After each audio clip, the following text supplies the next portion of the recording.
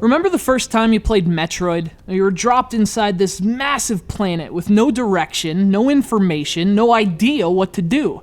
You had no choice but to explore. The tunnels, the caverns, the twisted maze of stone and soil, and the whole thing had this genuine sense of adventure. Well, this is like 1986 all over again. Get out the grid paper.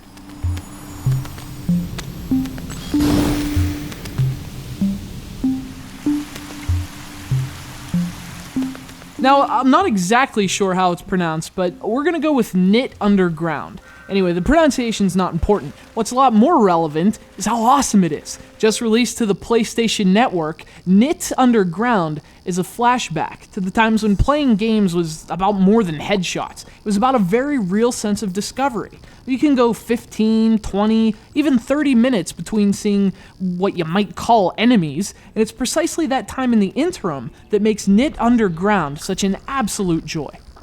You play as a young girl named My Sprocket, or is it Me Sprocket? Actually, she's kind of a sprite, and she spends most of her time exploring the dark and perilous depths that surround her, much to her mother's dismay. But her adventurous spirit is driven by much more than just a love for spelunking. See, the sprites live deep inside a post-human Earth, and to learn more about their own origin, learning more about those extinct humans is a key.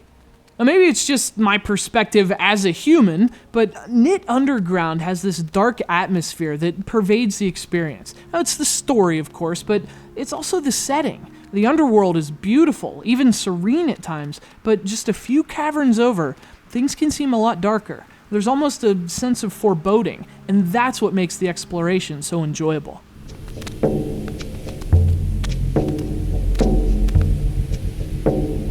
Of course, the gameplay also has something to do with that. Controlling her is a delightful experience. The core platforming mechanics are rock solid, and her weight and physics are just right.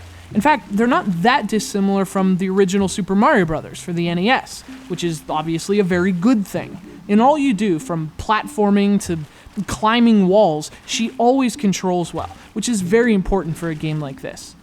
And so is size, for that matter. And that's another area in which Knytt Underground delivers. There are 1,800 individual screens to explore. I mean, that's insane. And thankfully, you don't actually need grid paper.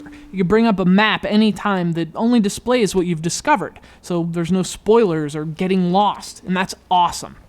There's so much more you could praise in this game. Its art, which is fantastic, its gameplay, which eventually throws in fairies with transformative powers. That's a thing, in fact. There's so much here. And if you grew up adoring that Metroidvania experience, you're gonna love every square inch of it in Knytt Underground, a game with no shortage of square inches.